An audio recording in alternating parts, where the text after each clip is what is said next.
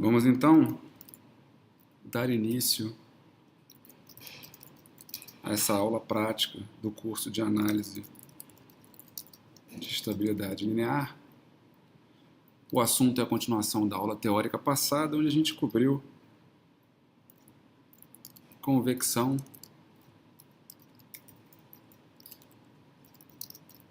natural de Darcy-Rayleigh-Bénard, que representa o problema clássico de convecção natural Rayleigh-Bénard, só que no meio poroso.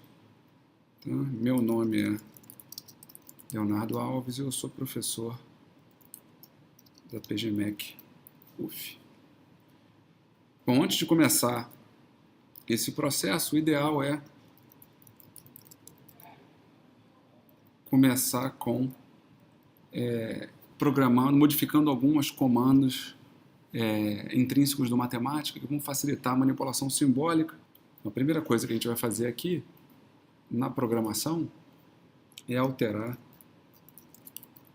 comando equal do matemática. A ideia aqui é que se eu for dar um equal, por exemplo, numa lista, e a gente está pensando aqui no caso para o futuro, que vai aparecer mais na frente nas equações de unidade de movimento, que são equações em 3 direções que eu quero manipular. Então eu estou pensando aqui em listas de 3 elementos. Então se eu for igualar duas listas diferentes, com elementos potencialmente diferentes, eu quero que isso seja igual a uma lista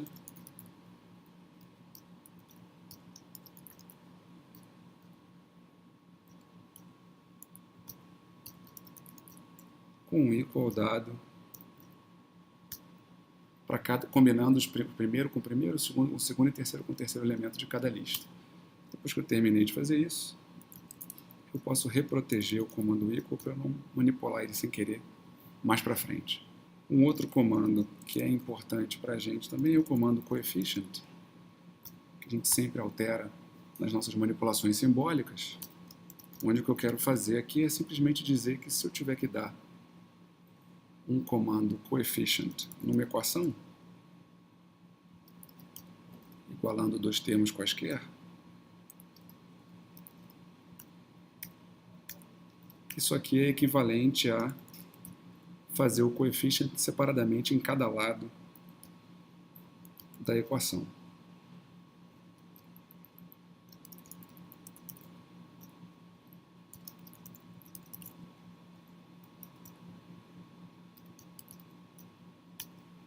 Então, novamente, depois de alterar ele, eu protejo o comando coefficient, para não sem querer modificar ele no futuro. Uma outra coisa que é útil para a gente também são os comandos real e imaginário. Então, se eu pedir para pegar os termos reais numa equação, a matemática precisa entender que o que eu quero, na verdade, é o real do lado esquerdo da equação igualado ao real do lado direito da equação. Don't protect no real de novo, para não mexer nele sem querer. Eu posso aproveitar esse comando e só trocar aonde tem real, RE, eu troco por imaginário. E aí eu fiz o comando também para aplicar essa regra tanto na parte real de uma equação quanto na parte imaginária. Posso executar já a minha programação e encerro por aqui toda a programação, toda a manipulação dos comandos internos de matemática que a gente precisava fazer para poder derivar o resto desse notebook.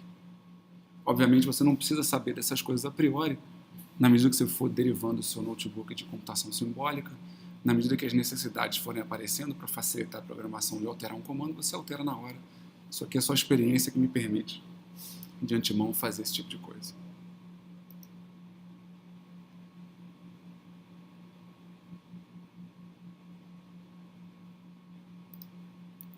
Bom, o próximo passo é escrever as equações de governo do nosso problema. Então, obviamente, a primeira equação é a equação de continuidade para poder escrever essa equação, a gente define as nossas 3 variáveis. A gente vai assumir aqui coordenadas cartesianas. Então, meu vetor velocidade ele vai ser vai ter os componentes U, V e W. Esse é o meu vetor velocidade, onde nas minhas direções cartesianas aqui, do meu referencial, são obviamente x, y e z. Então, eu consigo escrever a equação da continuidade tirando o divergente entre o primeiro vetor e o segundo. E aí, com isso eu tenho a derivada em x de u, mais a derivada em y de v, mais a derivada em z de w. Então, obviamente, isso aqui igual a 0 me dá a equação da continuidade. A próxima equação é a equação de quantidade de movimento linear para um meio poroso. E o modelo que a gente vai usar para isso aqui é conhecido como equação de Darcy. É um dos modelos mais simples que existe para quantidade de movimento linear num meio poroso. Então, para isso, a gente tem aqui tirar o gradiente. Uma das coisas que aparece nessa equação é o gradiente de pressão. Então, eu tenho minha pressão que pode variar com x, y, z e t. E eu quero tirar o gradiente dele com o meu vetor das minhas diferentes posições. Isso me gera um vetor gradiente de pressão, onde eu tenho derivadas em x, em y e z. Isso aqui é um vetor de 3 elementos. Obviamente, a isso, na minha equação de Darcy, eu somo ao meu vetor de velocidade. Isso aqui é uma parte da minha equação de Darcy. E a outra parte é igualar isso com o número de Rayleigh vezes a temperatura que aparece na equação na direção z, que é a direção que a gente assume. Essa coordenada z ela é positiva na direção contrária ao sentido do vetor gravidade. Então, com isso, a gente precisa definir esse E3 aqui como um vetor que atua nessa direção.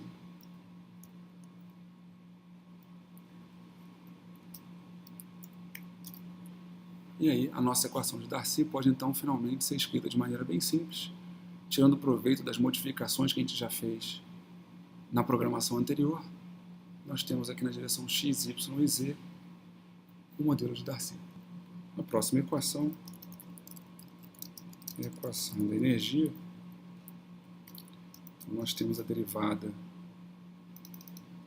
da temperatura com o tempo, variação local de temperatura. Isso aqui já é escrito para temperatura, tá? Já migrei de energia total, energia interna para temperatura, assumindo as hipóteses tradicionais para um escoamento incompressível. Isso vai ser igual a meu vetor. Agora eu tenho a variação convectiva do termo de energia, que é o meu campo de velocidade, produto escalar com o gradiente de temperatura nas minhas direções coordenadas x, y, z. A gente já pode ver aqui a derivada no tempo da temperatura, mais u dt dx, v dt dy, w dt dz. Isso aqui vai ser igual ao laplaciano da minha temperatura também em relação a esse vetor A1 de coordenadas. Então, nós temos aqui do lado direito da equação segunda derivada em x, mais a segunda derivada em y, mais a segunda derivada em z.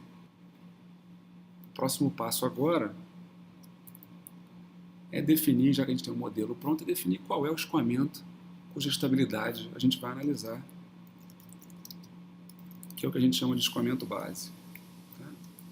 Nós vamos, obviamente, analisar o mesmo escoamento base analisado na aula teórica. Lembrando que na aula teórica nós investigamos a instabilidade ou a estabilidade desse escoamento base com respeito a perturbações bidimensionais. Enquanto nessa aula prática nós vamos investigar a estabilidade desse escoamento base com respeito a perturbações tridimensionais, mas o escoamento base é o mesmo nos dois casos.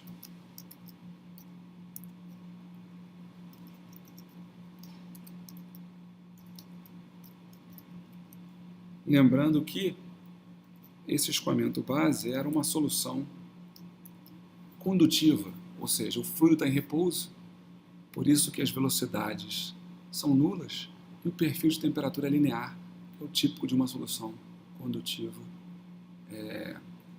Lembrando que eu estou assumindo aqui que o meu escoamento base é local, a única direção, ou seja, não tem variação do escoamento na direção X, e o meu escoamento base também só possui uma direção não homogênea, que nesse caso é a direção Z, que é onde se encontram as placas aquecidas que envolvem o meu fluido.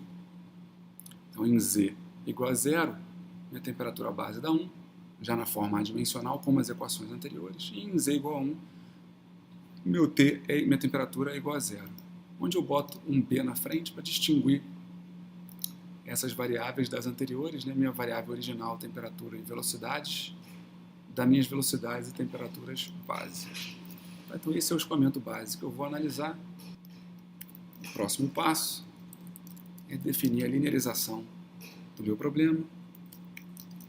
Para fazer isso, eu pego a minha variável original e separo ela numa variável base, que é a minha solução de regime permanente, que só varia na direção Z, mais uma perturbação de amplitude epsilon, que é o parâmetro de amplitude adimensional dessa perturbação.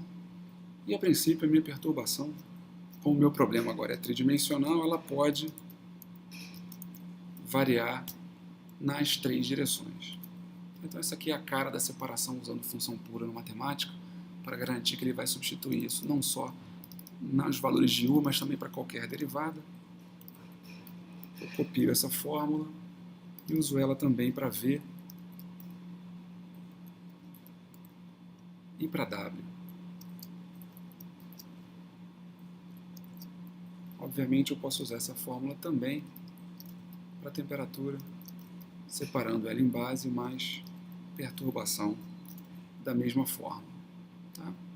Então, tendo feito isso, no processo de linearização, eu posso agora separar, deduzir as minhas equações para o escoamento base, ou seja, a minha equação da continuidade, que era dada por A2, se eu aplicar a linearização acima, obviamente eu vou ter termos de ordem 1, que são os termos do escoamento base, e termos de ordem epsilon, que são os termos da perturbação. Nesse caso aqui, eu estou interessado em separar os termos de ordem 1, que é epsilon elevado a 0. Se eu fizer isso, a minha equação da continuidade para o escoamento base simplesmente me diz que a derivada do W base em Z é 0. As minhas equações agora da quantidade de movimento linear, que é dada pela equação de Darcy, olhando de volta aqui em cima, é essa equação A4, vetorial, né, porque eu tenho 3 direções. Se eu aplicar a minha linearização, a mesma coisa acontece, eu vou ter termos nas 3 direções. Eu acabei de perceber que eu esqueci de incluir a linearização para a pressão. Então eu posso voltar aqui e botar pressão base, mais pressão perturbação também. Reexecuto esse comando para botar a nova lista na memória do matemática e agora sim eu linearizo e aparece a perturbação da pressão. É claro que como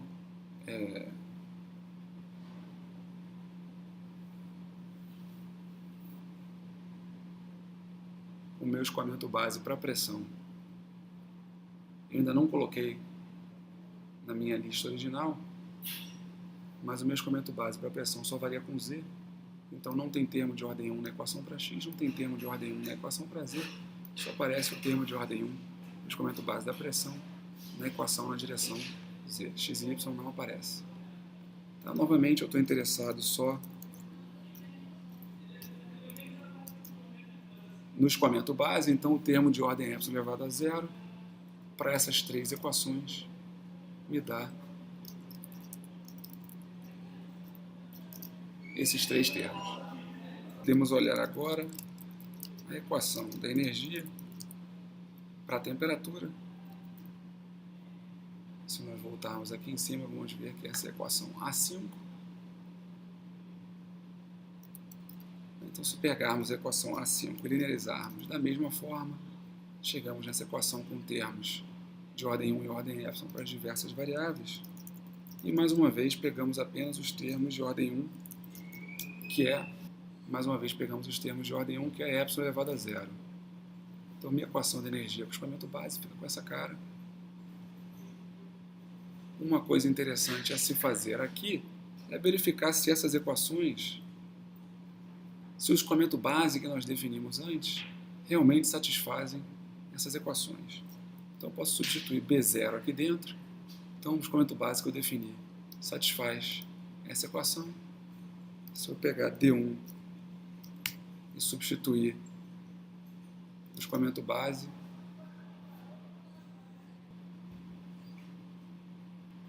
meu escoamento base só tem uma variável, porque a gente definiu que ele só tem uma direção não homogênea, que é z.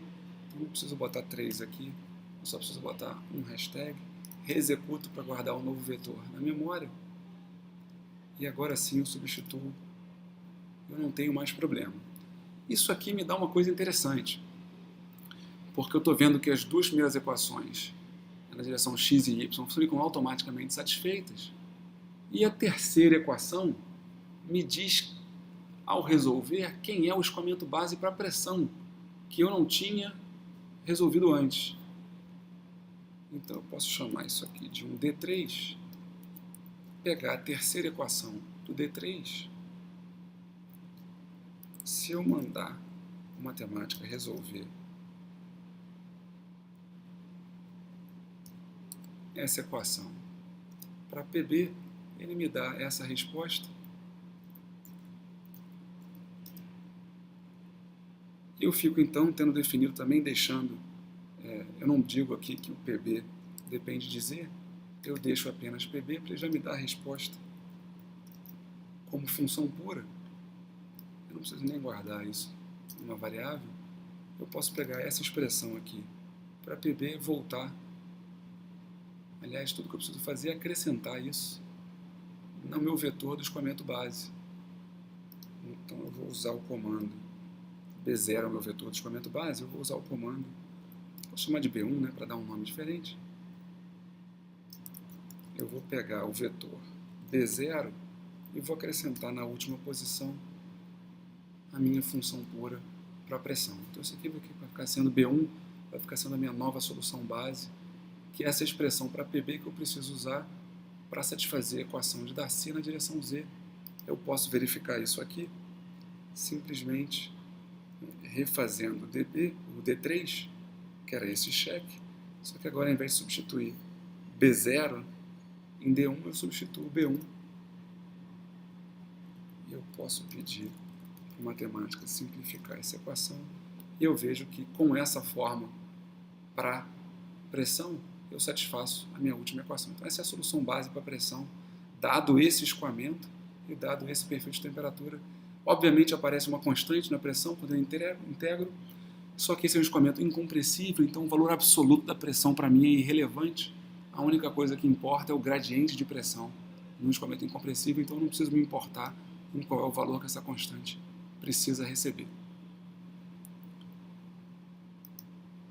Bom, agora o último passo então é verificar apenas se a minha segunda equação, quer dizer, a minha terceira equação, que é a equação de energia, satisfaz, se o escoamento base satisfaz essa equação, e eu substituir meu novo vetor B1 aqui dentro, não precisava ter seu B0, porque não tem pressão base aqui, minha solução base também satisfaz as minhas equações de governo para o escoamento base.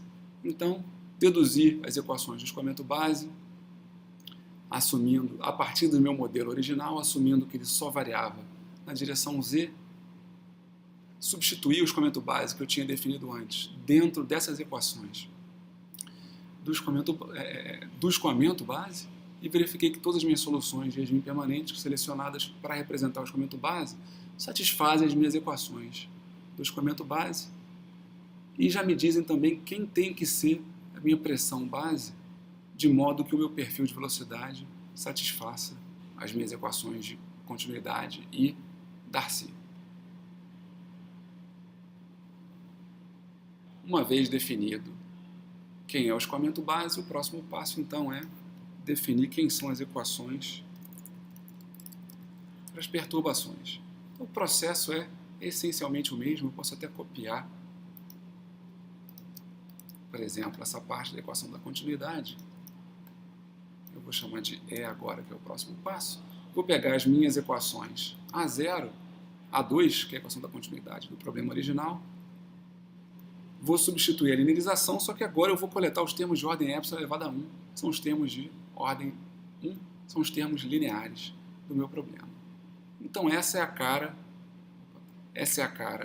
da minha equação da continuidade para a perturbação.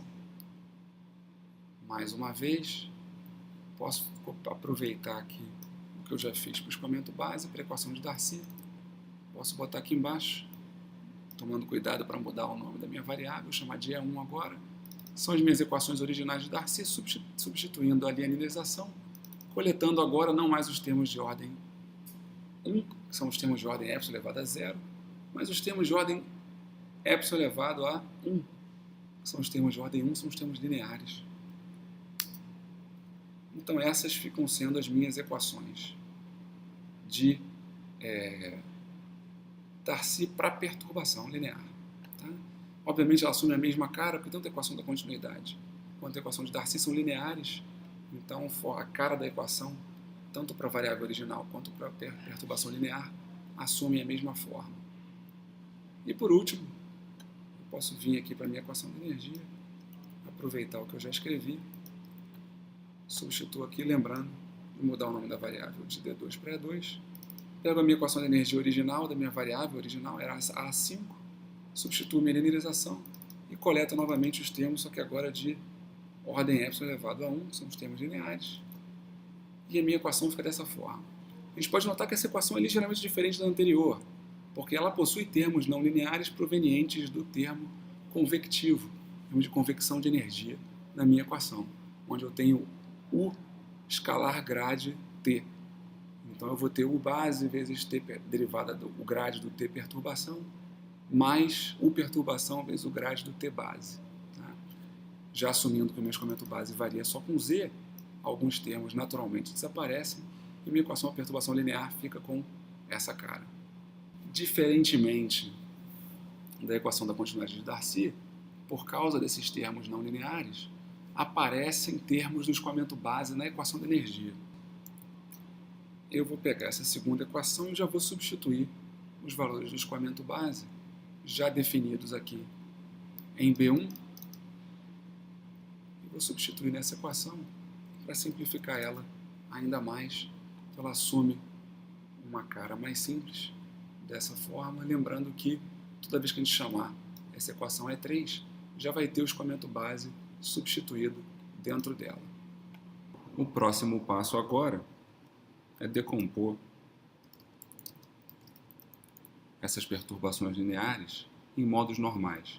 Nós assumimos aqui que elas podem ser escritas como uma série de Fourier, essencialmente dessa forma. Nós vamos ter uma amplitude que depende da direção não homogênea e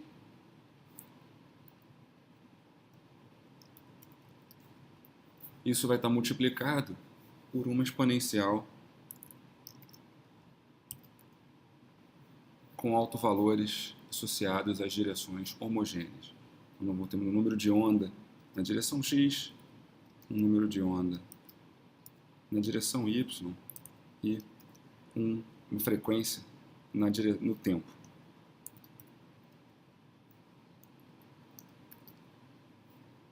Essa maneira de escrever, de novo, é simplificada, porque nós, na verdade, deveríamos ter somatórios aqui em alfa, beta e ômega. Esses somatórios não são escritos só para facilitar a notação, porque esses autovalores não são, essa relação, eles não são acoplados, então o problema final, se a gente fosse escrever numa forma matricial, seria diagonal. Então não há necessidade de colocar somatórios, só para simplificar a manipulação simbólica. E escrever dessa forma, alfa x mais beta y menos ômega t, é uma forma tradicional usada na literatura para descrever o modo normal. Então a gente mantém ela aqui também. Podemos copiar isso para todas as outras perturbações. Esse epsilon entra dentro do parênteses. E aí fazemos isso para V, W, P e T.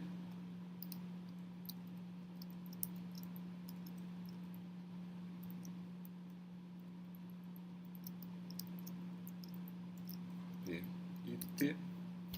E aí temos a nossa função que transforma as nossas perturbações em modos normais com uma autofunção que varia apenas com a direção não homogênea e umas exponenciais multiplicadas por exponenciais, né, senos e cossenos, associadas às direções homogêneas do problema. Agora basta substituir isso nas nossas equações, por exemplo, na equação da continuidade, que é zero.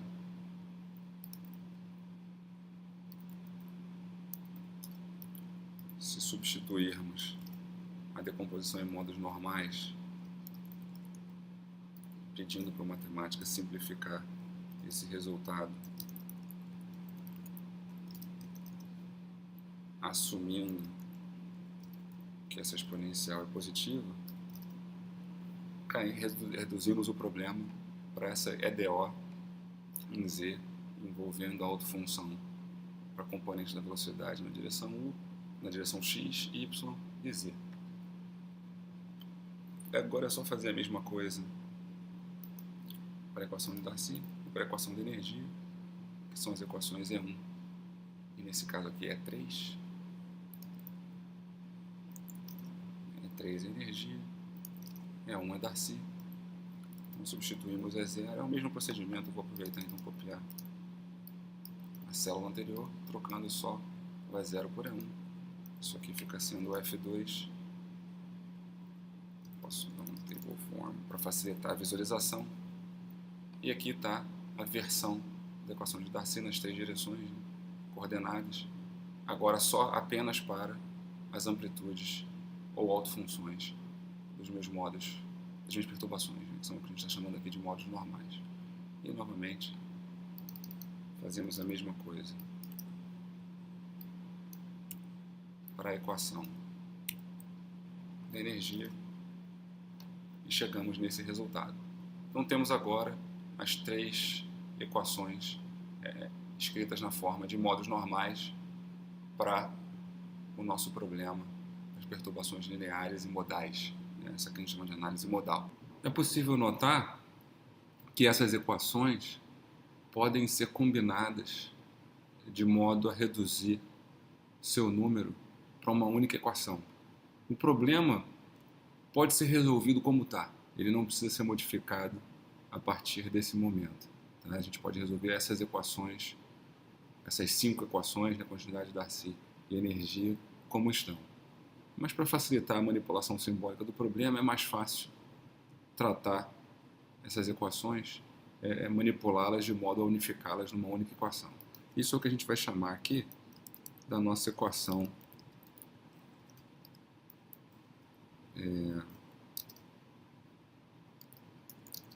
de dispersão diferencial, para distinguir ela da sua versão algébrica, que a gente vai derivar mais à frente.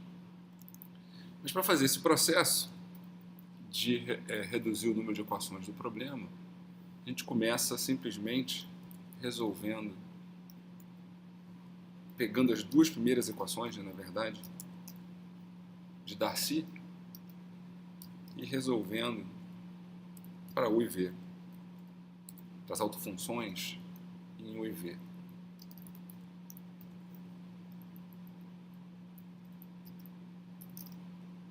Essa é a resposta que a gente obtém. E com isso, podemos substituir essa resposta na própria equação da continuidade. Esse processo permite que a gente encontre uma expressão para a pressão, para a amplitude da pressão, em função da componente da velocidade na direção z.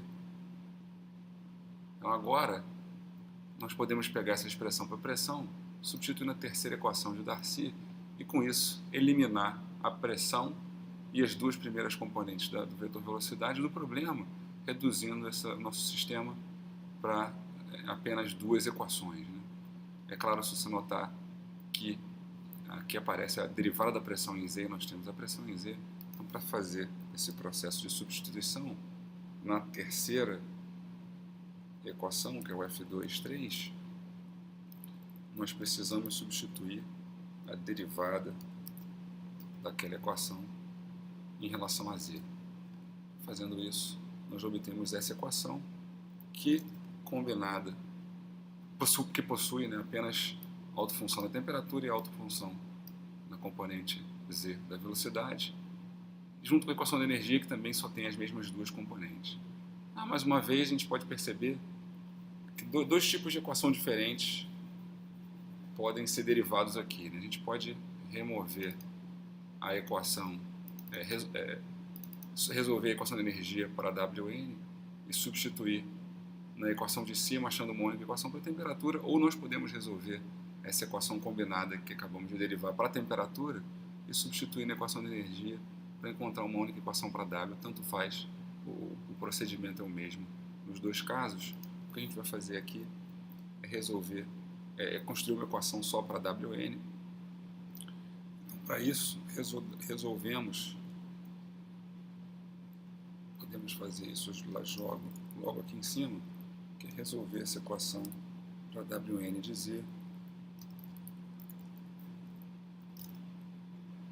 Mas precisamos notar também que para fazer isso precisamos não apenas da autofunção da temperatura em z, que é o que aparece nesse termo da equação de energia, mas também da sua segunda derivada. Então, para substituir dentro dessa equação de energia, nós precisamos combinar essa expressão para a temperatura com a expressão para a segunda derivada dela em z. E isso é o que substituímos na equação de energia para chegar nessa equação combinada, que pode ser simplificada avisando para o matemático que o número de Rayleigh e os dois autovalores, que são os dois números de onda, são positivos. E aí, com isso, finalmente, chegamos numa equação que, obviamente, é de quarta ordem na componente z do vetor velocidade, né? As equações isoladas anteriores eram de ordem mais baixa, mas quando você combina essas equações, a ordem delas naturalmente aumenta.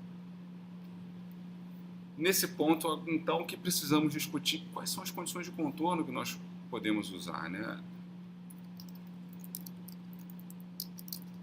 Porque, para o problema original, quais seriam as condições de contorno para a nossa autofunção? É que tanto na parede inferior quanto na parede superior, as perturbações de velocidade são nulas, a própria velocidade normal à parede é zero. Então, tanto na componente base, no valor de W base na parede, quanto o valor da perturbação linear ou qualquer outra perturbação não linear na parede, essa componente também vai ser zero. Só que essa equação para W que encontramos é de quarta ordem, então a gente precisa de mais duas condições de contorno. Da onde essas condições adicionais viriam? Bom, na verdade, então, para conseguir isso, a gente precisa usar as equações de governo que nós já temos. Por exemplo, temos condições de contorno para temperatura nas duas paredes, e essa equação relaciona W com T. Então, nós podemos usar essa equação para combinar as condições de contorno da temperatura e de W para achar novas condições de contorno para, por exemplo, segunda derivada de W na parede. Então, quem seriam as condições de contorno para a temperatura? A temperatura base, ela é 1 na parede inferior e 0 na superior. E, obviamente, as perturbações lineares para a temperatura vão ser também homogêneas. E na parede de baixo e na parede de cima vão receber valores nulos, porque a temperatura base já tomou conta da não homogeneidade que tinha na temperatura original não linear do problema.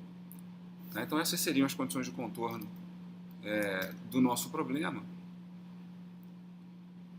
Se pegarmos a equação 2,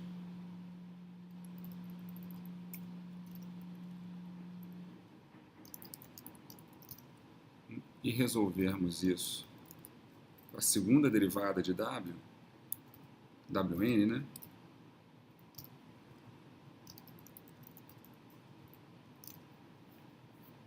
Nós encontramos um valor para a segunda derivada em função tanto de T quanto de W. Como nós já temos as condições de contorno, isso aqui pode ser avaliado tanto em 0 quanto em 1, e aí substituímos as condições de contorno nesses dois limites para termos, se eu chamar isso aqui, por exemplo, de um G5, essa é a relação da segunda derivada com a temperatura e com a função, e aí se avaliarmos G5, por exemplo, em Z igual a 0 e 1,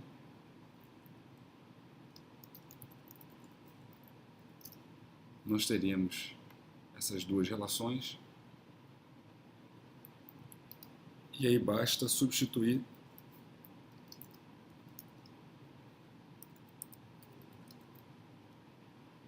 as condições de contorno originais dentro dessas relações para podermos descobrir que a segunda derivada nas duas paredes para Wn também é 0. A gente pode modificar um pouquinho isso aqui para já deixar na forma de igualdade.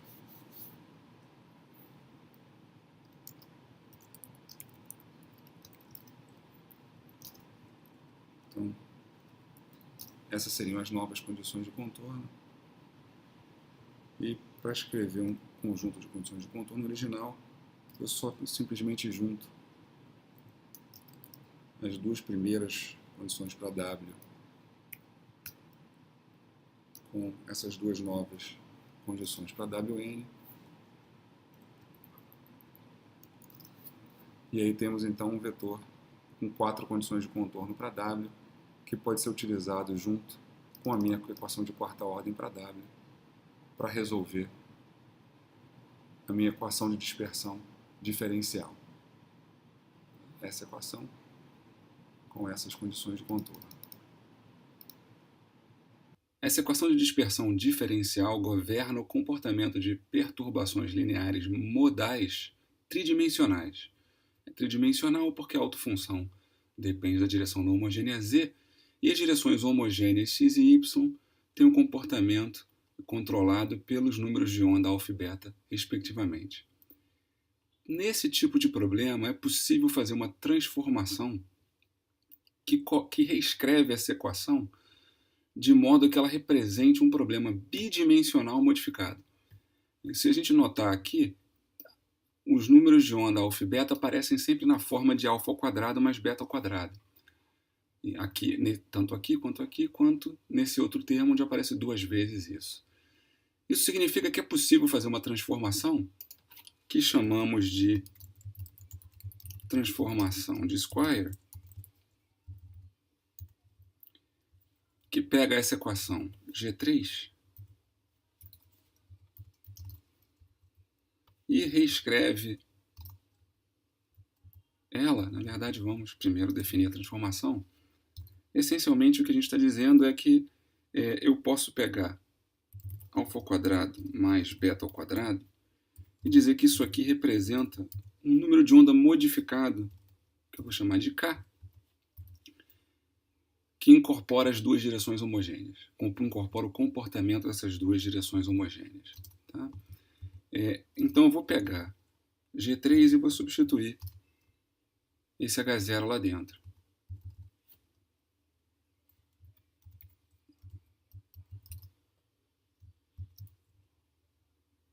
Eu sei também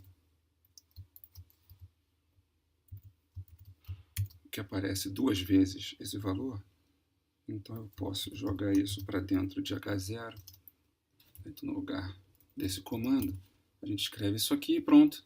Temos então em H1, armazenado em H1, essa nova equação de dispersão diferencial que onde foi trocado os valores de alfa ao quadrado mais beta ao quadrado foi trocado pelo valor de k ao quadrado.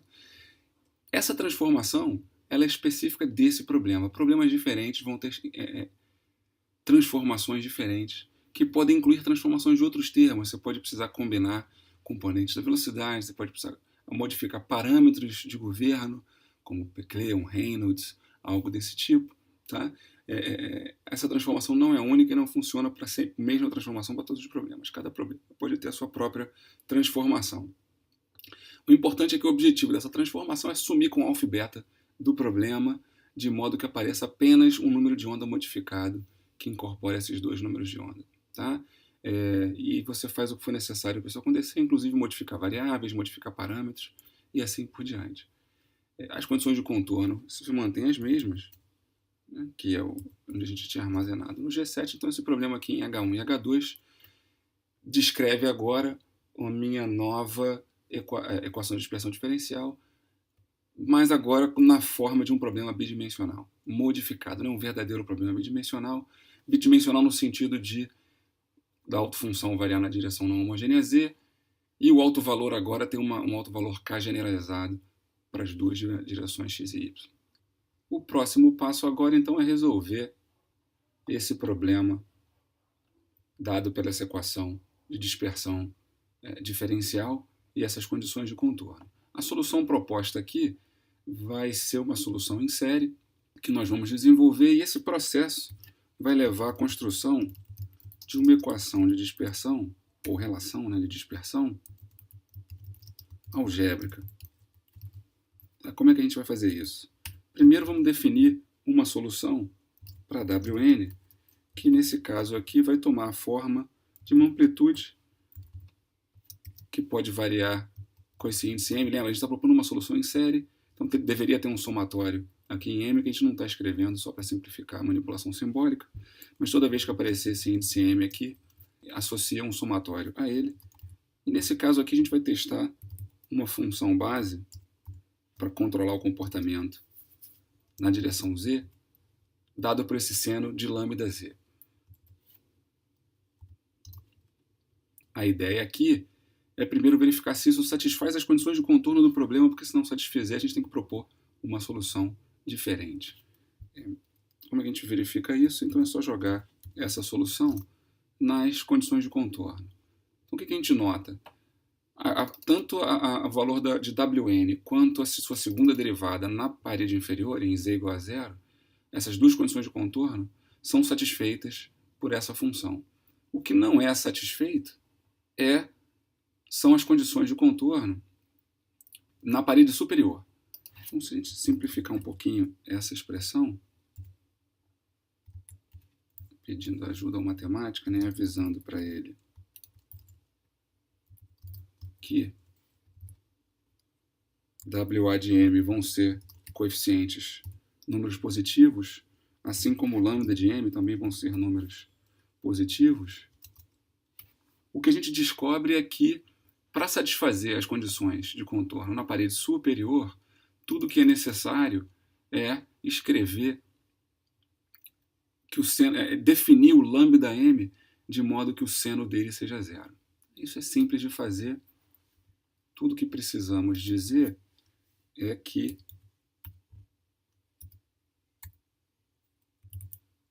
lambda para qualquer m, recebe m vezes π.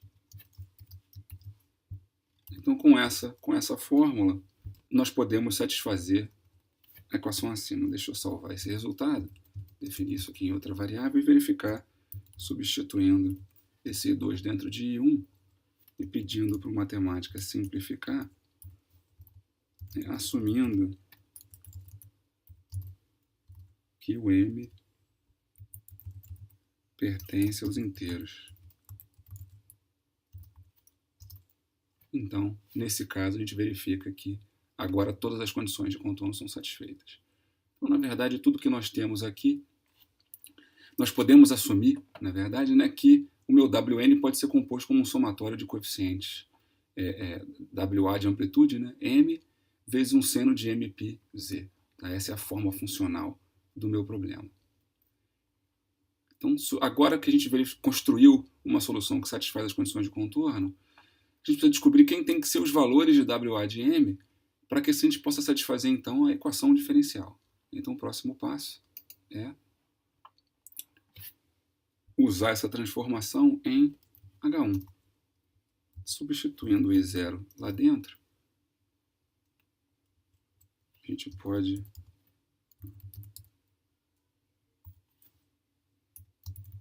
primeiro reescrever esse problema para deixar todo mundo do mesmo lado da equação. Tá? E agora sim, substituímos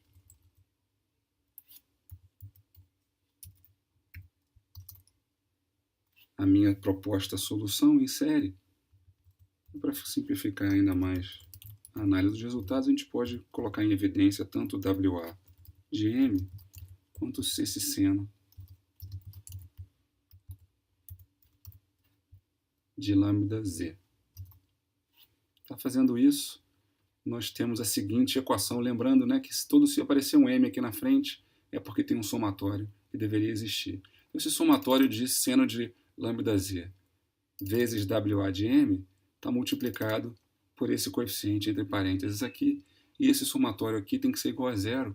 E a única maneira que isso pode ser verdade, para um z arbitrário e para Wa's diferentes de zero, né, para soluções não triviais para Wa, é se o termo entre parênteses for nulo. Então, com isso, a gente pode construir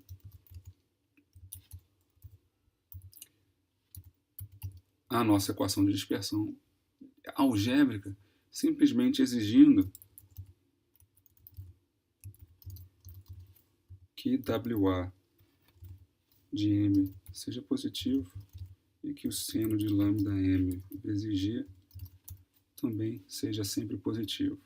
Então, nesse cenário, a única coisa que pode ser igual a zero dentro desse somatório implícito aqui é o termo entre parênteses, que é o que sobra na minha equação. Então, essa fica sendo a minha equação de dispersão algébrica, dada essa forma da amplitude, da autofunção da componente z da velocidade, que é o Wn. Então, essa é a equação que precisa ser satisfeita. Lembrando, a gente já pode até aproveitar e simplificar, porque sabemos que o lambda m ele é igual a mπ.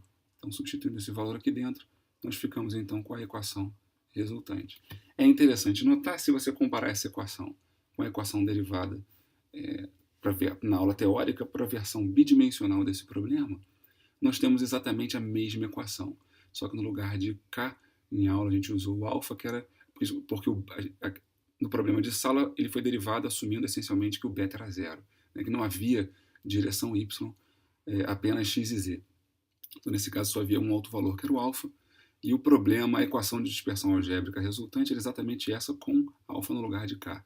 Então, o problema modificado bidimensional, associado ao problema tridimensional, cai na mesma equação de dispersão algébrica. Então, os resultados que nós obtemos ao analisar essa equação vão ser os mesmos da aula teórica. A única diferença aqui é que o k representa alfa ao quadrado, a raiz de alfa ao quadrado mais beta ao quadrado. Então, a gente vai continuar o notebook para refazer a análise da estabilidade convectiva absoluta, só para mostrar como isso pode ser construído a nível de computação simbólica, diferente do que a gente fez teoricamente na mão, em sala de aula, no quadro, e depois a gente vai voltar para a tridimensionalidade para ver como isso é afetado, né? Tanto na parte convectiva quanto na parte absoluta. Para fazer a análise de estabilidade convectiva, a primeira coisa que precisamos fazer é separar nessa equação de dispersão I4 as partes reais e imaginárias do número de onda.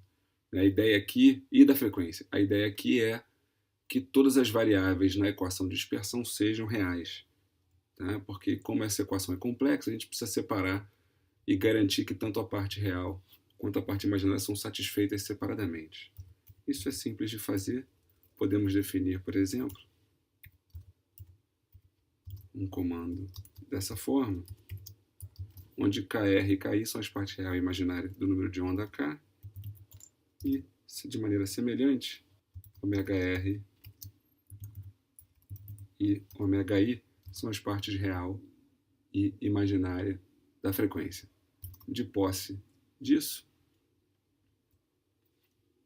nós podemos até chamar aqui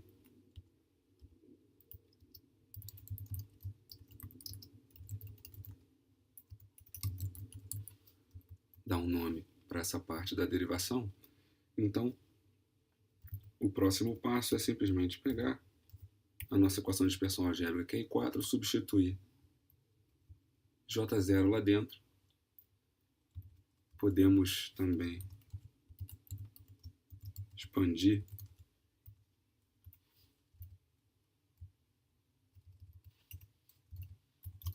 essa equação para fazer todas as multiplicações necessárias, e ele já também coloca separando as partes real e imaginária, né? Então o que está iluminado aqui é a parte imaginária dessa equação, todo o resto é real, e para que isso tudo seja zero, ambas as partes precisam ser zero de maneira análoga. Então o que a gente precisa fazer é simplesmente pegar a parte real dessa equação e a parte imaginária dessa equação. A parte real, em ambos os casos, a gente precisa dizer para o matemático que todos os termos que estão lá dentro pertencem ao conjunto de números reais, né? O KR, KI,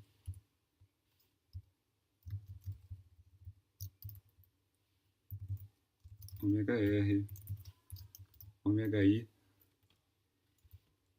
também, por exemplo, o número de Rayleigh, também é um número real. Tem mais algum parâmetro?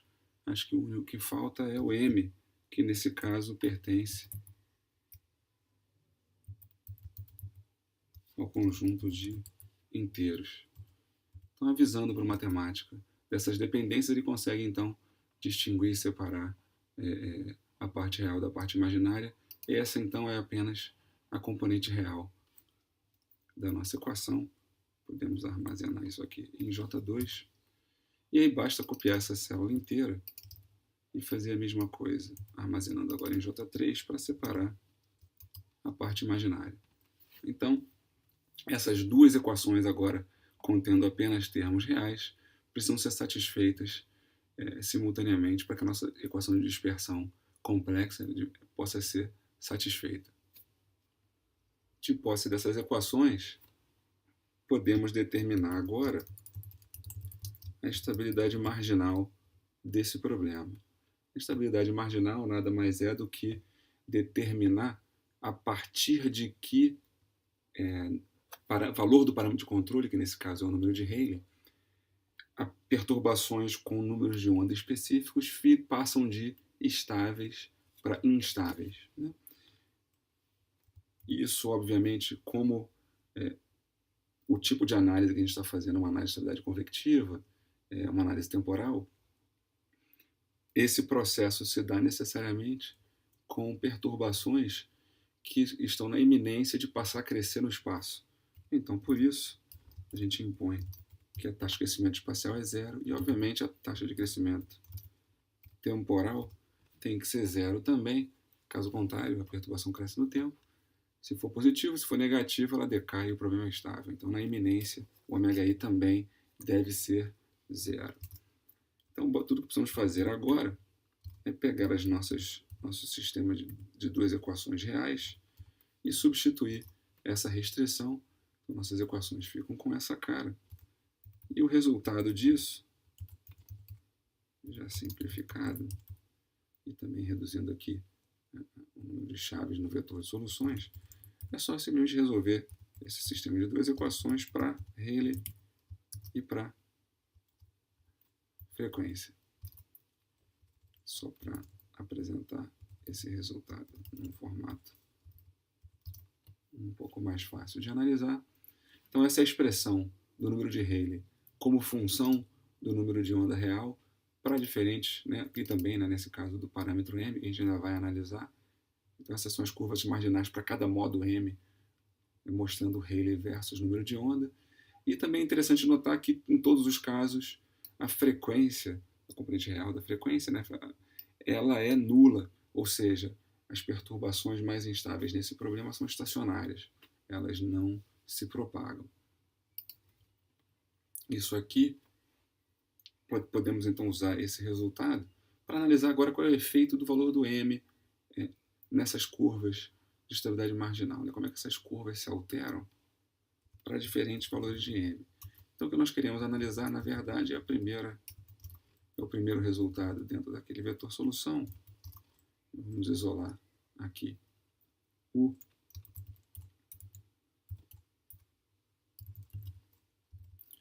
lado direito daquela equação e vamos avaliar isso aqui, né, para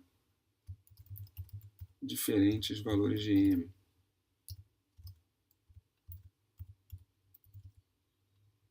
Por exemplo, vamos fazer apenas aqui 3 valores de m, de 1 a 3, saltando de 1 em 1. Então, nós geramos aqui um vetor com 3 possíveis curvas marginais que podemos, então, fazer um gráfico variando esse resultado, que nada mais é do que o número de Rayleigh, para diferentes números de onda. Então, podemos aqui também tentar limitar a faixa de valores do Rayleigh que nós queremos analisar e podemos também aumentar um pouco a faixa de número de ondas sendo analisados, né, dentro dessa faixa de valores de Rayleigh. Então podemos ver aqui claramente, não precisa nem ir até 1000, podemos parar em, por exemplo, 500, acho que fica mais fácil de enxergar o resultado assim. Isso aqui também podia ter aproximadamente 22. Pronto, podemos ver claramente que a primeira curva, a curva azul, é a curva para m igual a 1. A curva vermelha é a curva para m igual a 2 e a curva amarela é a curva para m igual a 3. Então, claramente, na medida que o valor de m aumenta, a curva de estabilidade marginal também aumenta, ou seja, os modos maiores, com valores de m maiores, são mais estáveis. O valor do número de Rayleigh, podemos até aqui colocar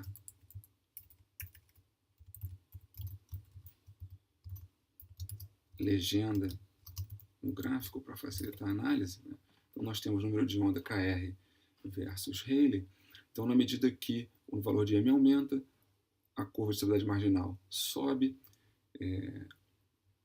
ou seja, aumentar o valor de m estabiliza a solução, porque o valor de Rayleigh necessário para ultrapassar a curva de estabilidade marginal fica cada vez maior, né? Por exemplo, lembrando que, dado uma geometria e um fluido fixo, o número de Rayleigh representa essencialmente uma variação de temperatura, um fluxo de calor adimensional necessário, que precisam ser impostos para que o problema perca a estabilidade. Então, para qualquer valor de Rayleigh, para um dado número de onda, qualquer valor de Rayleigh abaixo dessa curva torna o problema estável.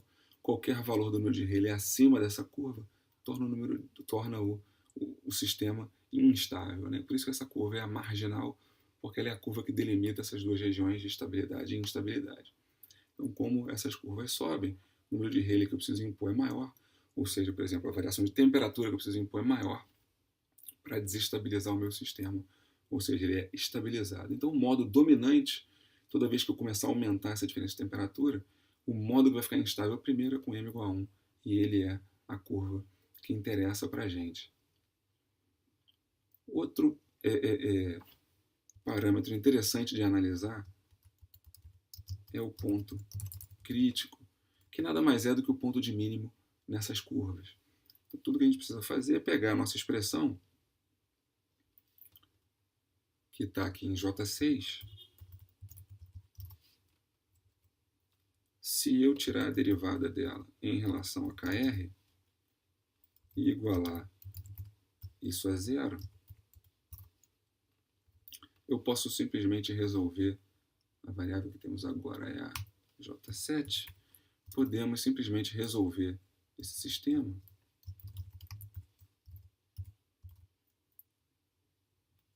para KR e descobrir em que número de onda esse ponto de mínimo ocorre. Bom, é claro que duas dessas 4 soluções podemos ver que são complexas, o que é impossível porque a gente já tinha definido o KR como um número real. Então, somente o primeiro e o último termo desse vetor de 4 soluções são possíveis. É claro que esse sistema aqui possui uma simetria, então o valor negativo pode ser descartado, a gente olha apenas o valor positivo. Então, a solução que interessa para nós aqui é a última.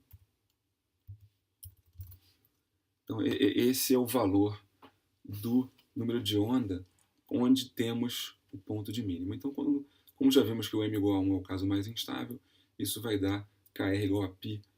Então, π é o ponto onde temos o primeiro mínimo. O mínimo da segunda curva se dá em 2π e assim por diante. Podemos também, isso é interessante, sabendo desse valor, basta substituir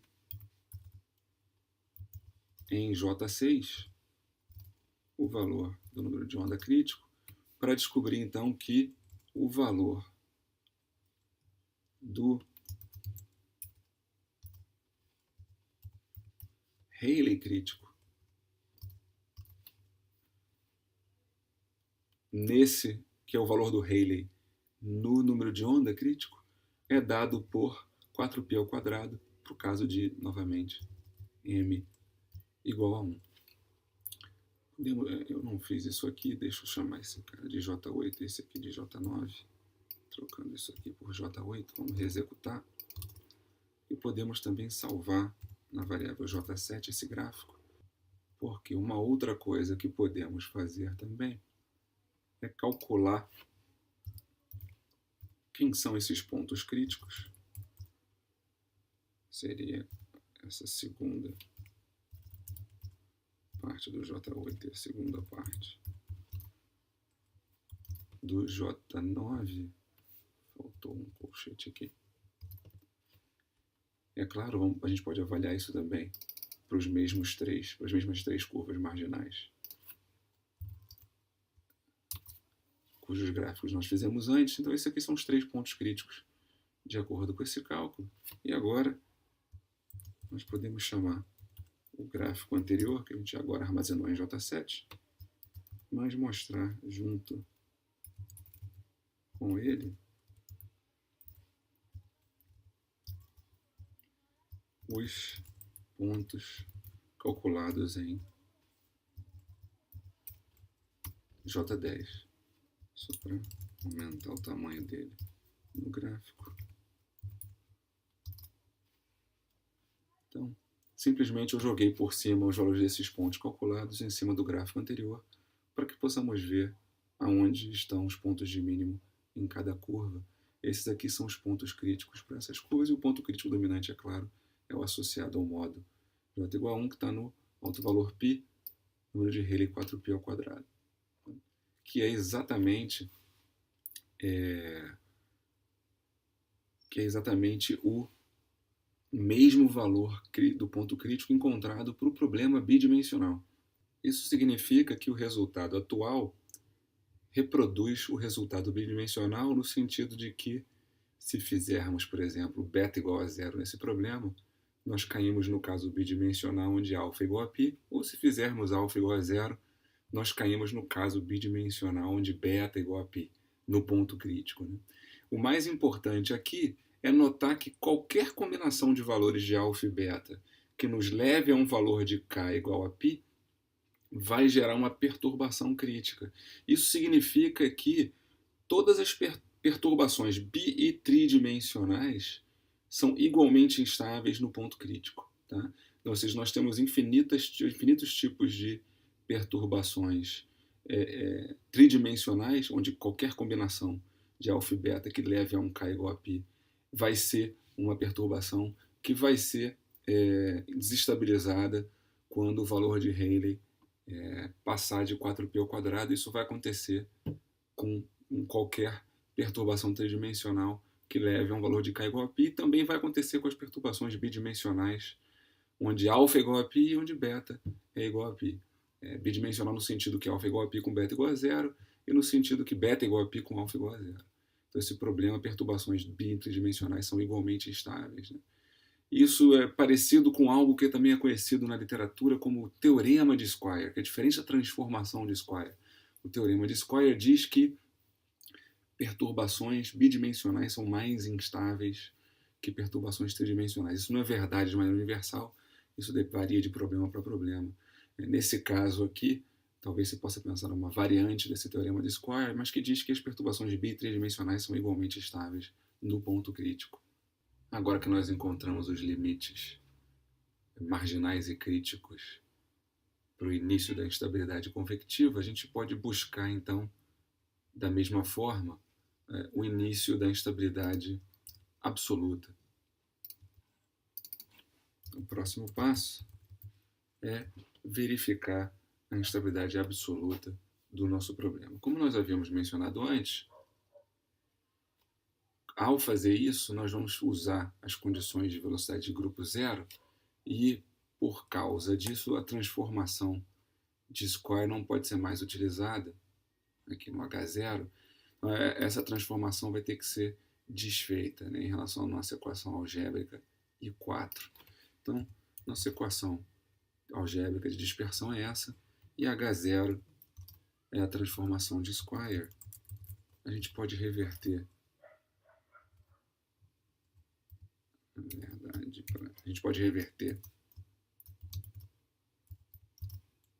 essa expressão e substituir isso de volta na nossa equação de dispersão algébrica para fazer aparecer os valores de alfa e beta novamente. A gente estava em J, então podemos chamar isso aqui de K0. Então, essa é a nossa equação de expressão algébrica tridimensional e não mais. Agora a gente não pode mais usar a bidimensional modificada com K. E tendo essa equação, nós podemos então usar a condição de velocidade de grupo, onde basta pegar a equação de dispersão e derivar em relação ao alto valor, assumindo aqui que é derivada em relação à frequência vai ser zero. No matemática, se eu não indicar que o ômega depende de alfa, essa derivada automaticamente vai dar zero. Então basta tirar a derivada da equação inteira em relação a alfa e depois tirar a derivada da equação inteira em relação a beta, e nós derivamos o próximo conjunto de equações que nós precisamos resolver para encontrar o ponto crítico onde se inicia a instabilidade absoluta. Nesse caso, a gente vai usar o mesmo procedimento. Vamos definir então uma variável Q3 que vai dizer para a gente que o número de onda pode ser dividido em partes real e imaginária. Vamos fazer a mesma coisa para o beta.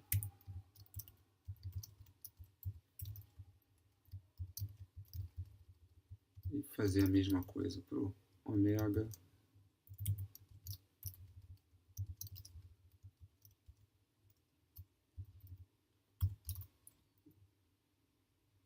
E podemos substituir, criar aqui uma lista das três equações, substituindo em todos os casos essa expansão. Podemos aqui também dar um como fizemos antes, um complex expand, para ele já fazer as multiplicações necessárias e separar, por exemplo, em cada equação, a parte real, a parte imaginária e a parte real. Primeira equação, segunda equação, a parte imaginária está aqui, a parte real é essa. Terceira equação, parte imaginária, parte real. Com isso, já tendo definido que o sistema de equações a gente vai usar para resolver o nosso problema,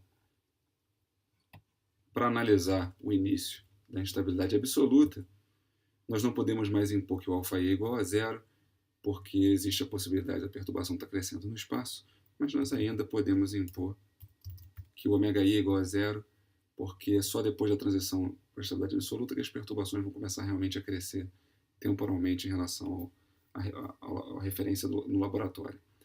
E aqui, né, a gente já sabe que o modo m igual a 1 é o mais instável, então a gente pode se concentrar numa investigação desse modo. De posse disso, nós podemos substituir no nosso sistema de equações essas hipóteses simplificadoras. Tá? Então aqui, antes de prosseguir, a gente separa no nosso sistema de equações as partes reais e imaginárias dessas equações. Nós temos um sistema de 3 equações, mais complexas, o que dá 6 equações reais. Então vamos separar isso aí nessas equações reais. Aqui é a mesma ideia de antes. Nós podemos aproveitar o que foi feito para a estabilidade convectiva, mandando simplificar essa equação, dizendo para o matemática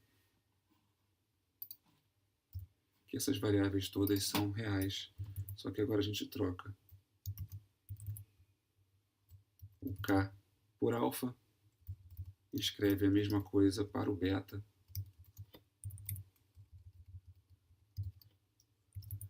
Lembrando, o M já foi definido, nós não precisamos mais impor. E o ômega i já foi também definido, nós não precisamos mais impor nenhuma restrição em relação a esses dois. Então, fazendo isso, esse é o sistema de 3 equações reais.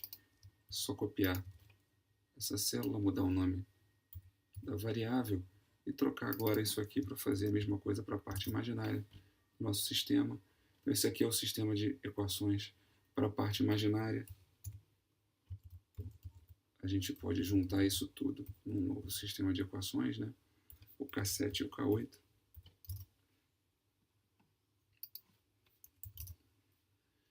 Então temos aqui o nosso sistema de 6 equações reais para resolver. Então podemos tentar resolver numericamente isso aqui, esse sistema. E as variáveis são alfa R, alfa I, beta R, beta I, ômega R e Rayleigh. Então, um sistema de 6 equações e 6 variáveis, porque o ômega I foi imposto igual a zero. A gente põe o ômega I igual a zero para descobrir em que Rayleigh que isso acontece.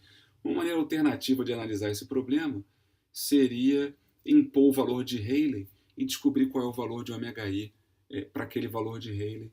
São maneiras alternativas de se fazer a mesma coisa. E aí você poderia, então, manualmente variar o valor de Rayleigh para descobrir em que ponto, em que valor de Rayleigh o ômega I vai para zero. É mais prático simplesmente impor o ômega I igual a zero e descobrir em que Rayleigh isso acontece.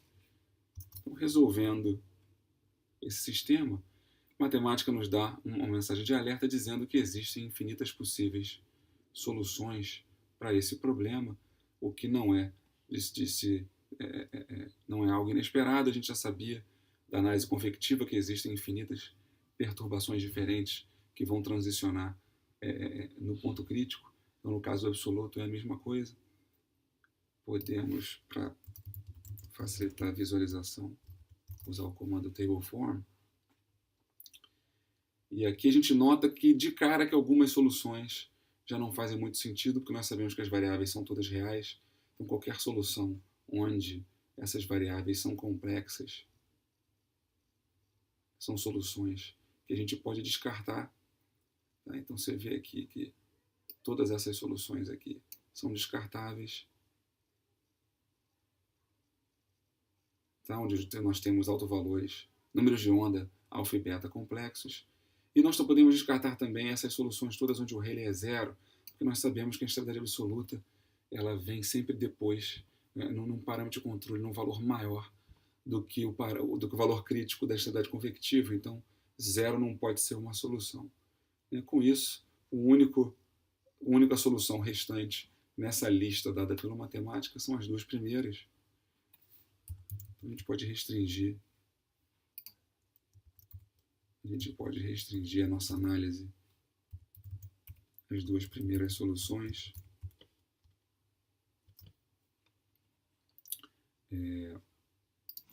E aí a gente tem uma coisa interessante. Vamos botar no table form também para facilitar a visualização. Mas eu quero pegar só as duas primeiras. Então tem uma coisa interessante aqui, que são valores aparentemente estranhos para alfa e beta. Mas a gente pode notar uma coisa. Vamos pegar a parte real do alfa mais i vezes a parte imaginária do alfa. Se a gente pegar esse número, elevar ao quadrado, somar com o beta ao quadrado, que seria o terceiro item de cada lista, a segunda parte, né? A primeira é o nome, então 1 seria esse aqui, 2 esse aqui, 3 esse aqui, o vírgula 2 é para pegar esse elemento. Então 3 pega a parte real do beta, mais i vezes o 4, que pega a parte imaginária. Se eu tirar a raiz disso aqui, é claro que eu tenho que aplicar essa função na minha lista K11. Eu posso dar um chop também, porque ele joga fora esses termos que são essencialmente associados a erro numérico. E olha o resultado que eu obtenho, é um número que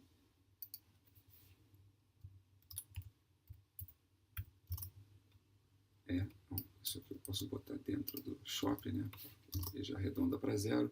Então, se eu subtrair esse resultado de π, eu tenho um resultado que ou seja, essencialmente, a nível de precisão de máquina, ele é idêntico a π.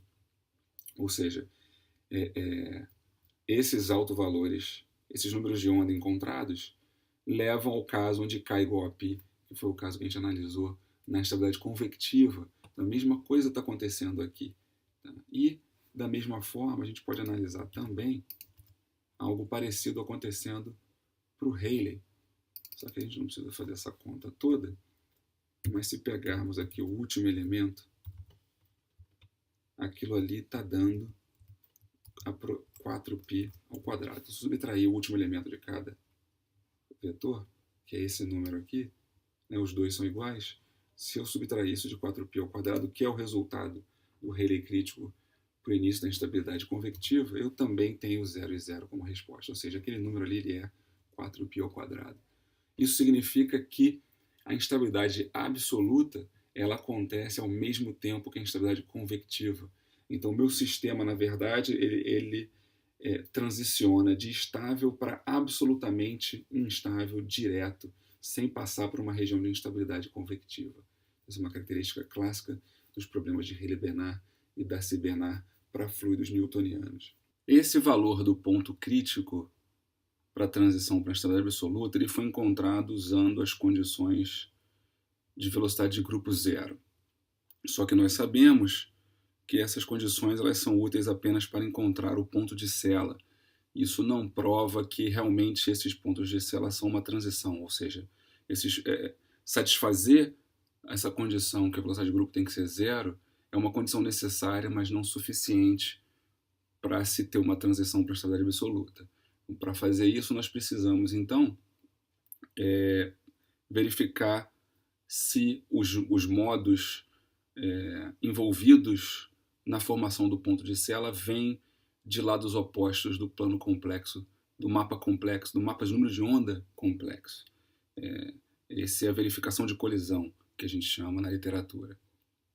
E para fazer isso, essa análise tem que ser gráfica, só que utilizar as condições de velocidade de grupo zero são importantes, porque elas já dizem para a gente possibilidades de localização desse ponto crítico, né? Ou seja, eles dizem para a gente os pontos de Sela. Então, tudo que a gente precisa fazer é verificar se realmente a verificação de colisão é satisfeita ao redor daqueles pontos. Então facilita bastante esse processo que, se tivesse que ser feito graficamente com a verificação de colisão, ia ser um processo muito mais laborioso e artesanal. Então, para fazer isso, a gente pega a nossa equação de dispersão algébrica e substitui, abre os números de onda e as frequências em parte real e imaginária, e depois impõe, né, o K3, ele é essa separação, né, em parte real e imaginária, e o K5 ele impõe que o ωi é zero e seleciona o primeiro modo, m igual a 1. Nós estamos no K12.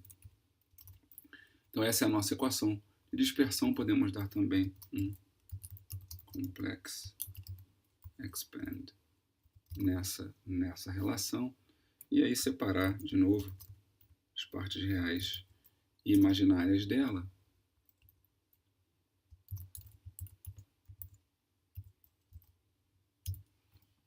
Vamos roubar o comando anterior, onde já usamos isso, só que agora a gente não precisa de tantas hipóteses assim.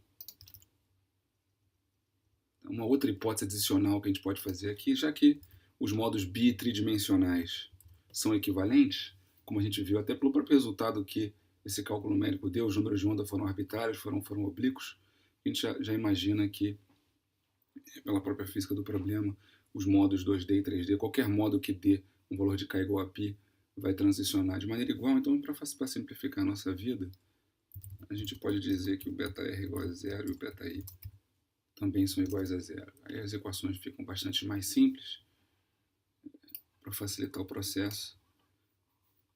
E aí nós podemos então isolar a parte real, assumindo que o αr, αi, ωr e Rayleigh são reais. Tá? Depois esse processo pode ser refeito assumindo que o αr e o beta-r são zero, e pode ser refeito assumindo que nenhum deles é zero. No final das contas, o resultado é o mesmo.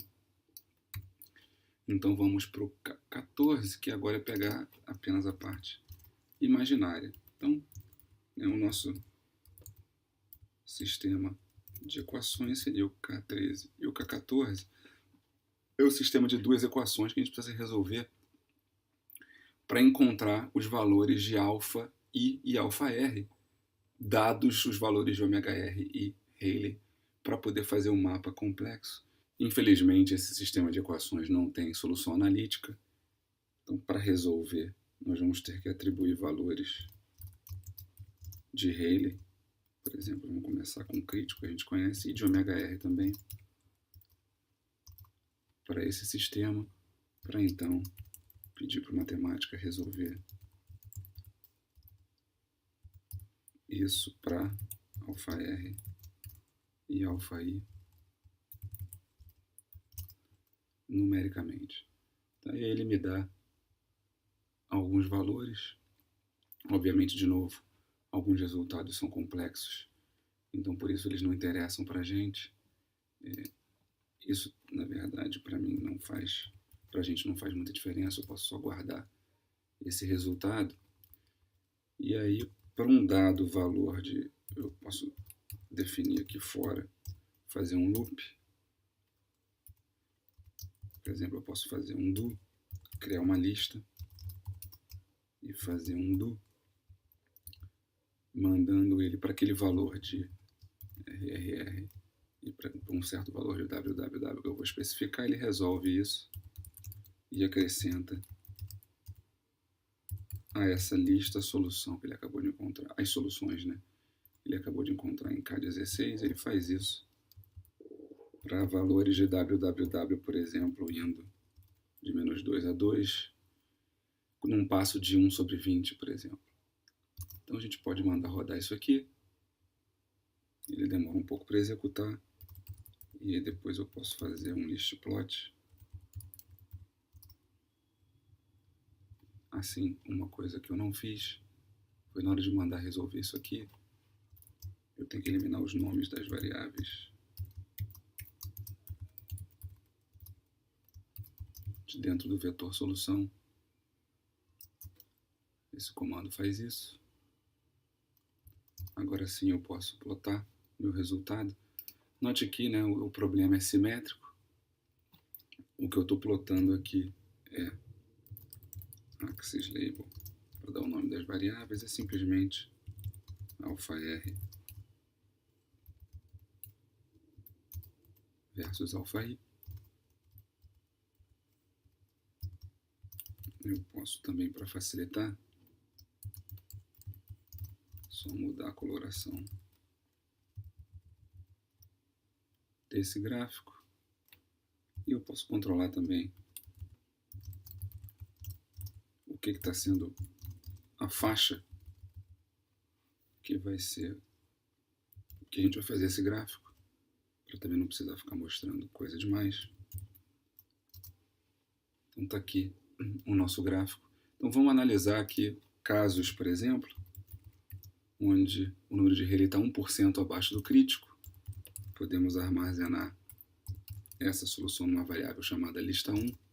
Aliás, vamos rodar, por exemplo, 5% fora do crítico, vamos botar isso em lista 1. Vamos rodar 1% longe do crítico, vamos botar isso em lista 2. O crítico nós rodamos e colocamos em lista 3. 1% acima vai para a lista 4 e, finalmente, 5% acima vai para a lista 5. Então, podemos fazer essa lista. Vamos ter que ser criativo com os nomes das cores, e aqui é só dar um show mostrando os vários gráficos. É claro que os seguintes, o axis label é definido, eu jogo para o primeiro, e o plot range também. Para os seguintes, eu preciso mostrar apenas, isso aqui na verdade é uma lista de gráficos, eu preciso mostrar apenas qual é a coloração que eu quero dar para os gráficos seguintes. Vamos chamar de azul. Tá, então estamos vendo que então, de lista 1 eu fui para 5% abaixo do Rayleigh crítico, para 1% do abaixo do Rayleigh crítico, que é a curva azul. Então ele está se aproximando do caso onde o alfa I é 0, que vai ser o caso onde nós temos a transição para convectivo. Mas esses dois modos que vêm de lados opostos do mapa complexo em alfa também parecem que vão colidir ao redor desse ponto. A gente já sabe, imagina que isso seja verdade, né? Vamos chamar então o ponto que colide do ponto 3. Nós vemos aqui os dois modos colidindo. Podemos fazer mais um gráfico que é 1% acima do crítico. Vamos dar uma outra coloração. Então você vê que esse modo vermelho, depois que ficou azul, eles colidiram. Depois essa metade do modo de cima juntou com a metade direita do modo de baixo. Metade esquerda do modo de cima juntou com a metade direita do modo de baixo para formar esses modos verdes. Se a gente continuar aumentando o Rayleigh, o que acontece é simplesmente esse modo continua a propagar para a esquerda. Então nós estamos vendo aqui exatamente a verificação de colisão, dois modos distintos que vêm de lados opostos do mapa complexo, número de onda. Na medida que o Rayleigh se aproxima do crítico, eles se aproximam e eles colidem no ponto onde alfa I é igual a 0. Né? Quando isso acontece é porque a instabilidade convectiva absoluta acontecem simultaneamente. Se você continuar aumentando o número de Rayleigh, essas curvas se afastam do ponto de colisão. Isso aqui dá para notar, é um ponto de Sela, e vale a pena lembrar, né, que olhando o loop, isso aqui foi feito para um Rayleigh. Essas curvas são curvas de Rayleigh constantes, onde o que eu estou variando é o ômega-r. Então cada ponto aqui é para um ômega-r diferente. Se a gente for avaliar com calma esse resultado, você vai ver que o ponto de mínimo em cada uma dessas curvas é o ponto justamente onde o ômega-r é 0, né, que é onde acontece, onde está o ponto de Sela. Então com isso a gente verifica o processo de colisão, verifica que esse realmente é uma transição para a estabilidade, que esse ponto de Sela realmente representa uma transição para a estabilidade absoluta, e o processo de análise se encerra.